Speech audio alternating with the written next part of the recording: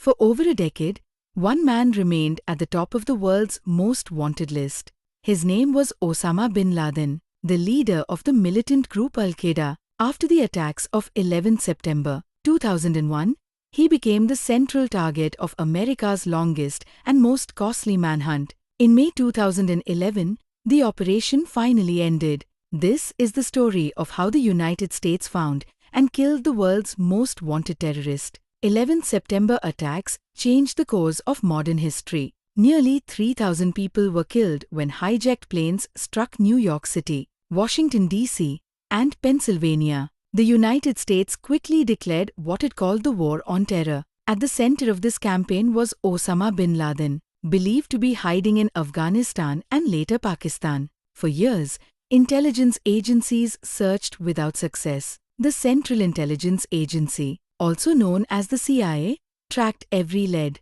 phone call, and financial network connected to Al-Qaeda. Yet bin Laden remained hidden. By the mid-2000s, some questioned whether he would ever be found. But intelligence work is slow and deliberate. Clues began to emerge when analysts identified a trusted courier.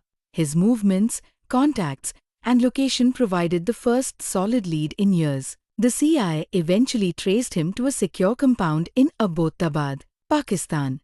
This high-walled structure stood out. It had no internet or telephone lines. Trash was burned rather than collected, and a tall figure was sometimes seen walking inside the walls. The possibility that bin Laden was there became a serious consideration. In early 2011, US President Barack Obama and his security team reviewed intelligence reports. The evidence was strong but not absolute. Still, the risk of missing the opportunity was too high. After weeks of discussion, the president authorized a covert military mission. The task was given to the US Navy's SEAL Team 6, a unit of the Naval Special Warfare Development Group. On the night of 1 May 2011, two Black Hawk helicopters carrying the commandos flew from Afghanistan into Pakistan under cover of darkness. The mission was called Operation Neptune Spear. One helicopter experienced a crash landing inside the compound, but the team continued.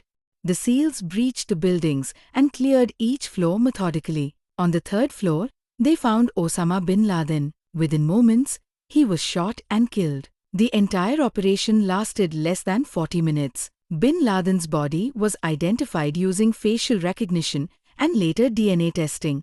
His remains were buried at sea within 24 hours. Following procedures meant to align with Islamic traditions and also prevent the creation of a physical burial site that could become symbolic. The death of Osama bin Laden marked a turning point in the war on terror. For many Americans, it provided a sense of closure nearly 10 years after 11 September attacks. It also showed the reach and persistence of US intelligence and military forces. However, bin Laden's death did not end the threat of terrorism. Al-Qaeda continued to exist, and new groups, such as the Islamic State, later emerged. The operation also raised debates. Some questioned whether Pakistan's government had known of bin Laden's presence. Others examined the legality of a military raid inside another sovereign nation without public notice. Despite these questions, the event demonstrated how intelligence gathering, patience, and specialized training can converge in a single mission with global impact.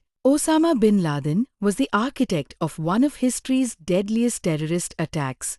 His death did not erase the tragedy of 11 September, but it symbolized accountability for those crimes. For the United States, the mission in Abbottabad was the culmination of years of effort and sacrifice. Today, the story serves as both a reminder of the challenges in confronting global terrorism and as an example of how nations pursue justice far beyond their borders. The manhunt.